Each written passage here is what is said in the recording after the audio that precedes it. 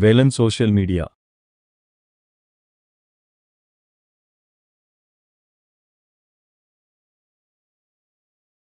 தஞ்சாவூரில் நடைபெற்ற திமுக ஆர்ப்பாட்டத்தில் ஆபாசமாக பேசியதாக குற்றம் சாட்டப்பட்ட நிலையில் எதிர்க்கட்சித் தலைவர் உதயநிதி ஸ்டாலின் கைது செய்யப்பட்டார். அவரை தஞ்சாவூர் அழைத்து சென்று விசாரணை நடத்திய போலீசார் இரவு விடுவித்தனர். தஞ்சாவூர் எஸ்.பி. சுந்தரவதனம் முன்னிலையில் தஞ்சாவூர் கிழக்கு காவல் நிலைய ஆய்வாளர் மணிகண்டன் விசாரணை நடத்தினார். அப்போது போலீசாரின் கேள்விகளுக்கு உதயநிதி பதிலளித்தார். சுமார் 1 மணி நேரத்துக்கும் மேலாக நடைபெற்ற விசாரணைக்குப் பிறகு 8:15 மணியளவில் உதயநிதியை போலீசார் விடுவித்தனர். முன்னதாக நேற்று காலை 10:30 மணியளவில் உதயநிதி ஸ்டாலினுக்கு முன்ஜாமீன் கோரி சென்னை உயர் நீதிமன்றத்தில் அவசர மனு தாக்கல் செய்யப்பட்டது. அந்த மனு மீது விசாரணை நடந்தபோது தஞ்சாவூரில் காவல் நிலைய விசாரணைக்கு பிறகு அவர் விடுவிக்கப்படுவார். நீதிமன்ற காவலுக்கு அனுப்புவது எங்கள் நோக்கமல்ல என்று அரசு தரப்பில் கூறப்பட்டது.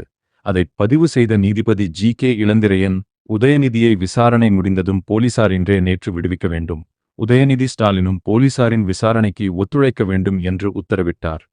கர்நாடக மாநிலத்திலுள்ள அணைகளிலிருந்து காவிரியில் திறக்கப்பட்ட தண்ணீர் மாநில எல்லையான ஒகேனக்கல்லை அடுத்த பிலிகுண்டுலுவில் நேற்று காலை வந்தடைந்தது.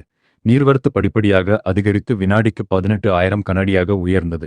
நீர்வரத்து அதிகரித்துள்ளதால் ஒகேனக்கல் ஆற்றில் பரிசல்கள் இயக்க மாவட்ட நிர்வாகம் தடை விதித்துள்ளது. காவிரி நீர்பிடிப்பு பகுதிகளில் பெய்து வரும் மழையால் கர்நாடகா மாநில அணைகள் வேகமாக நிரம்பி வருகின்றன. கபினி அணை முழு கொள்ளளவை எட்டிய நிலையில் கடந்த 1ஆம் தேதி முதல் உபரிநீர் காவிரி ஆற்றில் வெளியேற்றப்பட்டு வருகிறது. இவ்வாறு திறக்கப்பட்ட தண்ணீர் ஒகேனக்கல்லை அடுத்துள்ள தமிழக எல்லையான பிலிகுண்டுலுவுக்கு நேற்று அதிகாலை வந்து சேர்ந்தது. ஆசிரியர் கல்வியியல் பல்கலைக்கழக பதிவாளர் கே. ராஜசேகரன் கல்வியியல் கல்லூரிகளின் முதல்வர்களுக்கு அனுப்பியுள்ள சுற்றறிக்கை. ஆசிரியர் கல்வியியல் பல்கலைக்கழகத்தில் இணைப்பு அங்கீகாரம் பெற்றுள்ள கல்வியியல் கல்லூரிகளில் பி.எட். எம்.எட். கூடுதல் இடங்களுக்கு 2026-2027 கல்வியாண்டுக்கு புதிய மற்றும் தொடர் இணைப்பு அங்கீகாரம் பெற விண்ணப்பங்கள் வரவேற்கப்படுகின்றன. இதற்கான விண்ணப்ப படிவத்தை இணையதளம் வழியாக உரிய கட்டணம் செலுத்தி அக்டோபர் 31ஆம் தேதிக்குள் சமர்ப்பிக்க வேண்டும். தவறினால் அபராத கட்டணம் செலுத்தி டிசம்பர் 10 வரை விண்ணப்பிக்கலாம்.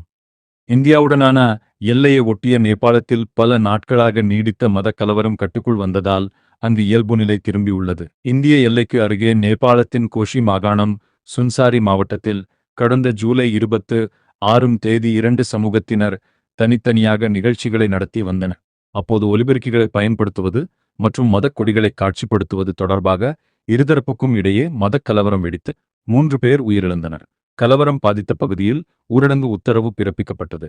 இந்நிலையில் கடந்த சில நாட்களாக நிலைமை சீரடைந்துள்ளது. பல்வேறு போராட்டக் குழுக்கள் தங்கள் போராட்டத்தை வாபஸ் பெற்றன. இதையடுத்து ஊரடங்கு விலக்கிக் கொள்ளப்பட்டது. சிராஹா மாவட்டத்தில் உள்ள கோல்சார் பகுதியிலும் ஊரடங்கு உத்தரவு தளர்த்தப்பட்டது. இதையடுத்து நேபாளத்தில் இயல்பு நிலை திரும்பி உள்ளது.